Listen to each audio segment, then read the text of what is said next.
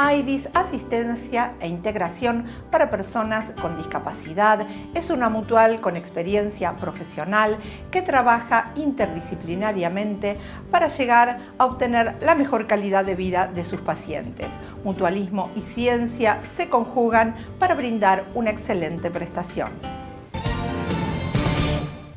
Nos encontramos en Asociación Mutual AIDIS, Asistencia e Integración para Personas con Discapacidad. Vamos a hablar con el presidente de la mutual y coordinador general de tratamientos, licenciado Ricardo Gregorio. Buenas noches, Ricardo, ¿cómo estás? ¿Qué tal? ¿Cómo te va?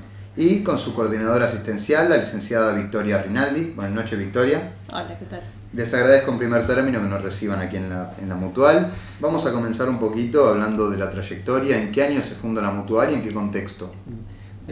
La mutual se funda en el año 2009 en el contexto de varios profesionales que veníamos trabajando juntos en distintos proyectos institucionales y que en función del destino de esos proyectos que iba por un lado y nuestro proyecto colectivo se formaba por otro, decidimos reunirnos y en ese momento éramos 14 personas, ese grupo fundador. Todos profesionales del área. Exactamente, y profesionales y técnicos del área.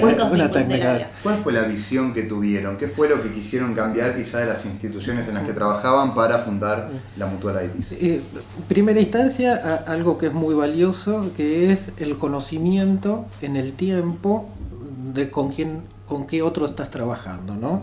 En el área de salud, en el área de discapacidad, hay mucha rotación de los profesionales, van cambiando mucho en las instituciones y en los lugares. Y nosotros ya hace un tiempo, incluso muchos más años de otras experiencias, casi 15 años, el hecho de un trabajo que es bastante árido, que es individual en el consultorio, toma otro respaldo y otro plus al ser colectivo. Es decir, tiene una emergencia superadora en ese punto y te permite una planificación y un desarrollo y un enriquecimiento mucho más interesante. Nosotros decimos en ese sentido que si bien el tratamiento de cada disciplina es individual, el tratamiento en sí mismo es único y transdisciplinario. Exacto. Es una ventaja, ¿no? Claro, de este trabajo interdisciplinario del conjunto de los profesionales. Victoria, contanos un poco qué profesionales trabajan aquí. Tenemos fonoaudiólogos, trabajadores sociales, psicólogos, psicopedagogos, kinesiólogos, terapistas ocupacionales, fonoaudiólogos, una psiquiatra infanto-juvenil. Es un amplio abanico de profesionales, todos destinados que trabajan en el área de discapacidad. Bien, y todos se aplican según el tratamiento, según el paciente que sea. ¿Y qué podemos hablar en cuanto a la infraestructura? Están todos, trabajan colectivamente aquí, donde estamos ubicados, en la calle Antonio Machado 34 de la capital federal, ¿verdad? Exactamente. Sí. Todo paciente que llega, sea por derivación de su cobertura o por otros medios, tiene una admisión que la hacen la dirección de la institución, Victoria y yo, en función de establecer las características del cuadro, la historia de la patología, lo que se llama la anamnesis, la situación, el vínculo familiar. No olvidemos que la cuestión familiar, el acompañamiento familiar, la orientación familiar, lo que hoy se llama también la psicoeducación, es fundamental porque son cuestiones generalmente crónicas que generan desgaste, angustias y ansiedades.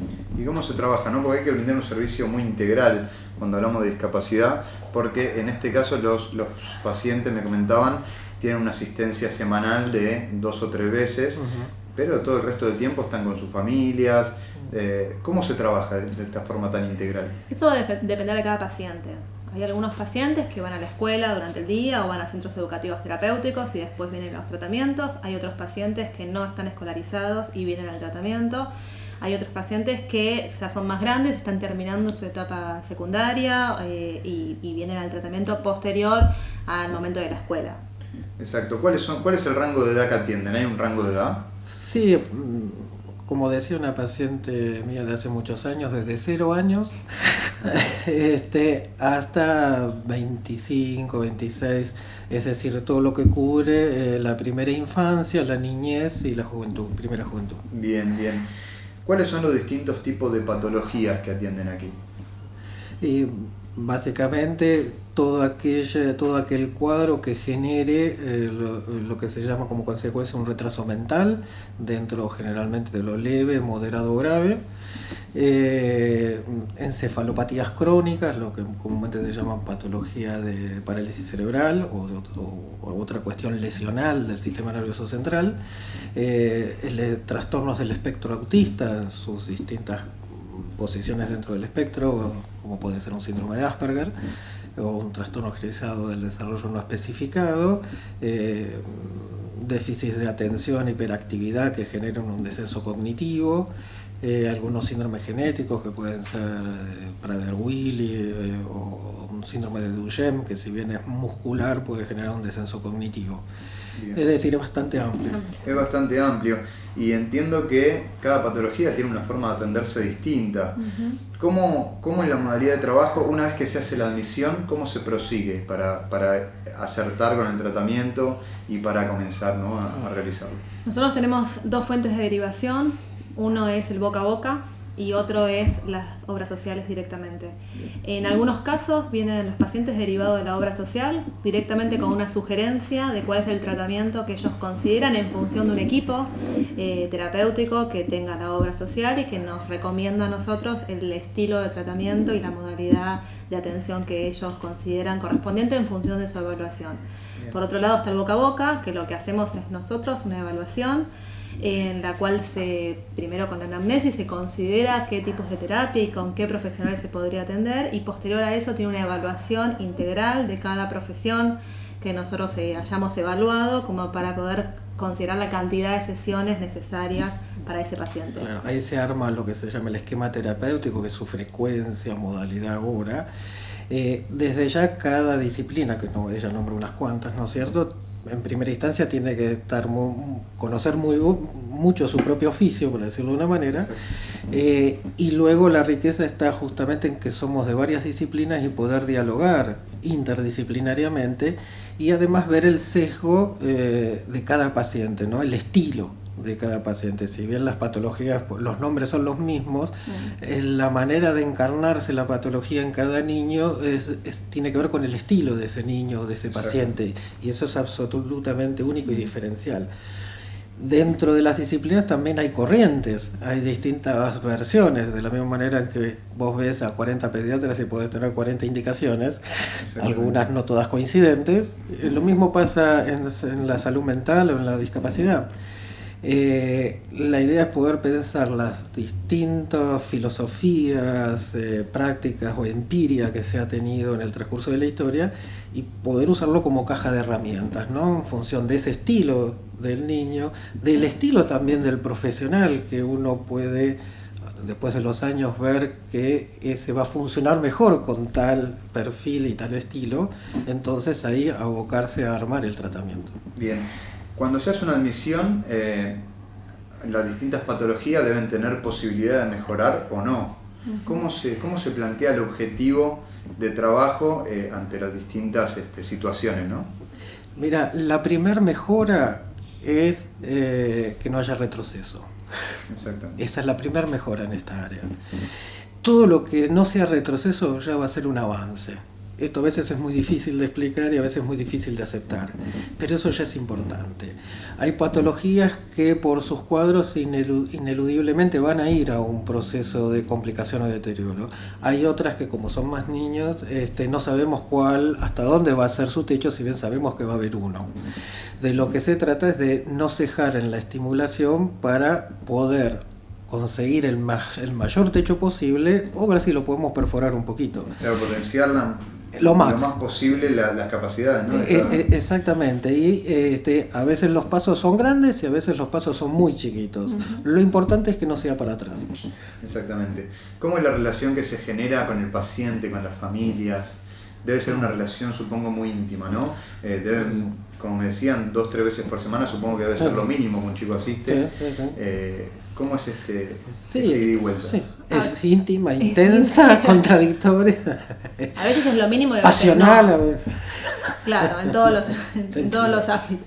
A veces es lo mínimo y a veces no. La verdad es que nosotros tenemos pacientes que por ahí vienen de muy lejos y nosotros intentamos que no estén todo el día haciendo tratamientos, que no nos olvidemos que son niños y que los niños tienen otras actividades que hacer, como jugar, como mirar la televisión, como descansar, además de ir al colegio y además de hacer los tratamientos. Que también son terapéuticas, ¿no? Por supuesto, y que son parte de la vida de un niño. Entonces, como nosotros atendemos a esta población, tenemos que entender también que vamos a hacer todo lo posible como para acomodar los estímulos que nosotros vamos a dar fuera del espacio escolar o del espacio de cotidiano de todos los días, en 2 veces, 3 veces por semana como mucho, pero la idea es que no vengan todos los días a hacer el tratamiento. Otra cosa importante que pasa con las familias es lo que vemos todos los días en la sala de espera.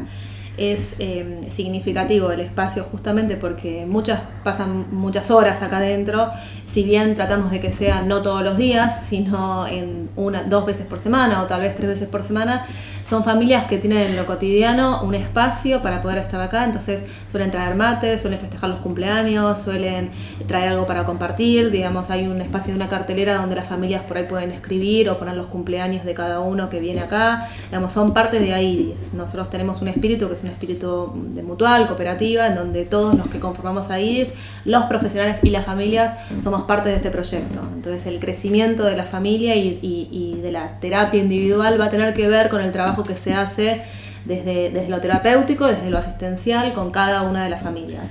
Qué importante que es esto para las familias, porque llevando a otro caso, cuando hay esos grupos de autoayuda, pero no sé si está acertado, corríjanme, esos distintos grupos de autoayuda para quizá una adicción, o en mi caso tuve una experiencia, por ejemplo, con un grupo de cigarrillo antitabaco, y lo que favorece el trabajo en conjunto con otros pares realmente es increíble, ¿no?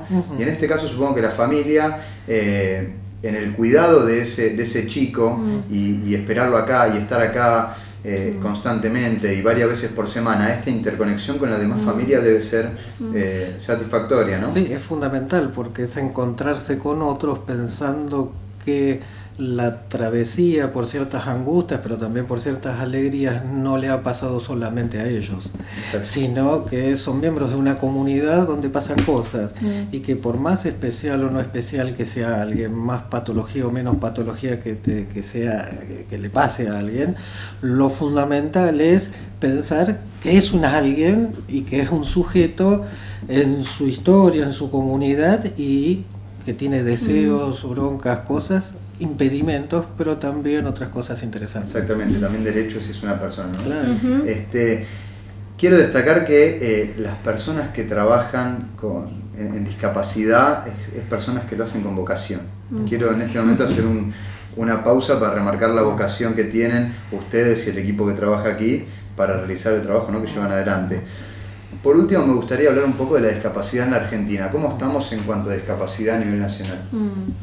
Bueno, ha habido un crecimiento muy grande en lo que es el reconocimiento de los derechos de las personas con discapacidad, cosa que es muy importante. A lo largo de los años las personas y los profesionales se han formado mucho más en lo que es el asesoramiento para el reconocimiento de los derechos de las personas con discapacidad. Toda la población que nosotros atendemos son todos niños, jóvenes, adolescentes que concurren acá porque tienen un certificado de discapacidad y la ley lo que dice es que al tener este certificado el Estado, a través de sus organismos, ya sean las prepagas, las obras sociales o de sus organismos estatales, tiene que cubrir el 100% de la cobertura prestacional de lo que ese niño, joven o adolescente necesite. En este caso, las terapias. Bien, importantísimo.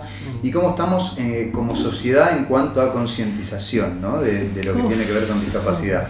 ¿Estamos avanzando en ese área? Yo creo que se está visibilizando mucho más, digamos. Nosotros trabajamos en discapacidad hace muchos años. Hace 20 años atrás había muchos niños que todavía quedaban adentro de la casa, no salían por miedo a un berrinche o a un empaque, o solamente se veían en la calle niños con síndrome de Down, que era lo lindo, digamos, dentro de lo que es la discapacidad. Hoy en día está mucho más visible, hay muchos más derechos, hay mucha más gente que habla de lo que es tener un niño con autismo, de lo que es tener un hijo con discapacidad. aún nos falta mucho, desde las barreras arquitectónicas que existen para las personas con discapacidad motora, las barreras auditivas que existen de comunicación para las personas con discapacidad visual, ni hablar de las personas con discapacidad visual, digamos, es todo un entramado que aún falta, pero que estamos en camino de. Claro, la cosa sería salir de una cuestión, digamos, de la lástima o de esa dependencia, cosa y poder pensar que cualquier discapacidad, y que no hay que tenerle miedo a esa palabra, es la discapacidad de alguna función del sujeto, pero que el ser, por definición, nunca es discapacitado. Exactamente, bien. Buenísima forma de resumir. Por último y para cerrar, los proyectos que tiene la Mutual a corto y mediano y largo plazo. Seguir creciendo, formándonos, la mayoría de nosotros, incluidos los dos que estamos charlando hoy, seguimos haciendo posgrados, etcétera. La idea es poder llegar a seguir creciendo en este plus de colectivo. Y sí, pensemos en 20 proyectos que eran 3 segundos, no me voy a acordar seguramente. No, y además seguir como Mutual concientizando a la sociedad de cuáles son los derechos, de cuáles son las personas con discapacidad, quiénes son y cuáles los derechos que tienen. Muy bien.